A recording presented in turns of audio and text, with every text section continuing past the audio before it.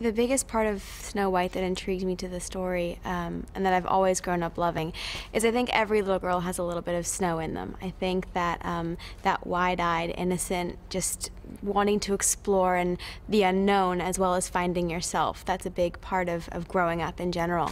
And Snow goes through the course of starting out as this innocent young girl to growing into a young woman, and she finds herself through her friends that she meets along the way, and also by empowering herself just by experiencing life and going out into the wilderness, and in our movie, you know, fighting battles and meeting the dwarves. And I think that there's so much color in this story as well. Like physically, there's a lot of bright colors, but also just color to the story. You know, so many different journeys that she goes on emotionally as well as physically, and I think it's such a bright story in so many ways, and I feel like a lot of young girls can relate to her.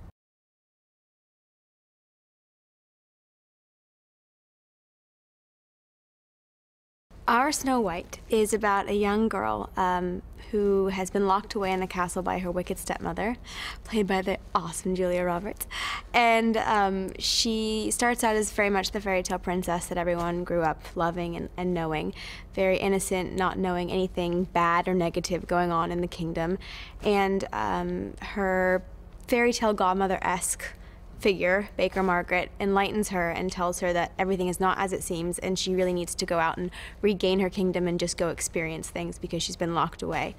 And she goes out on this adventure, sees the village, and sees what it has been turned into because of the wicked stepmother taking over, and she realizes she needs to take control. And through her journeys of meeting the 7 dwarves, who really turn out to be somewhat of mentors to her, they teach her about empowering herself and you know, believing in oneself, and she really fights for her own kingdom and to gain it back. And in the end, she turns into a young woman who has fallen in love in the process of winning her kingdom back. And she turns into a fighter, which is in some ways different than the original fairy tale, because she really takes on many battles, sword fights, and she's modernized in a way where in this story the princess almost saves the prince at the end instead of the prince saving the princess. So in that sense, it's a fun way to play it.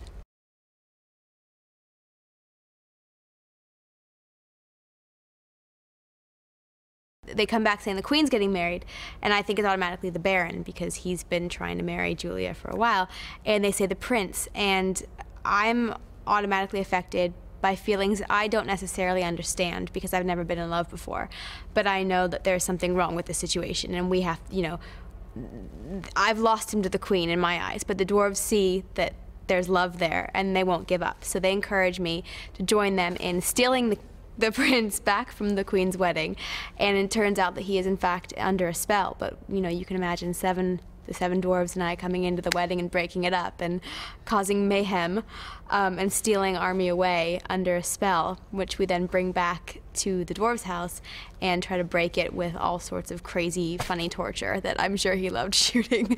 And ultimately I throw water on him, and then obviously the kiss is what really breaks the spell.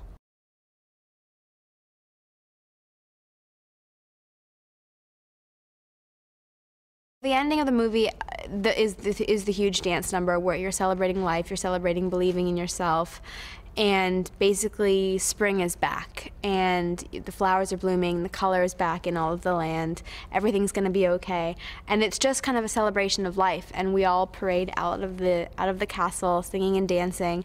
It's like I lead the pack and everyone comes and swirls behind me, and it is just a celebration of color, life, love, believing in yourself, and I think it's the perfect way to end the story because it's something for everyone. Like I said, you know, I think there's a little bit of snow in every young girl, and I think that this celebration of life can be put towards any situation and any person. It's just kind of letting loose and letting yourself be you.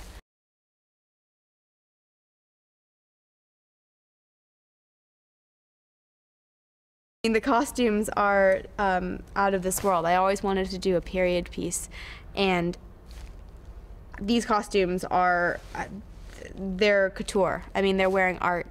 I only have 4 in the movie, but those 4 are so different and they're so beautiful. And I get a workout wearing them every day. They take about 20 minutes to get on. I'm sewn up the back every day. I'm corseted. But the colors, the feeling of them, they represent the different stages of Snow. I go from being the young princess, which is this outfit, to having the white ball gown, which goes through stages of being dirtier, from the costume ball to the dwarf house. Then my fighter outfit, which is what Napoleon kind of decks me out in. And then I probably have to say my favorite is my wedding dress, just because of the color and kind of the iconic nature of the overall look.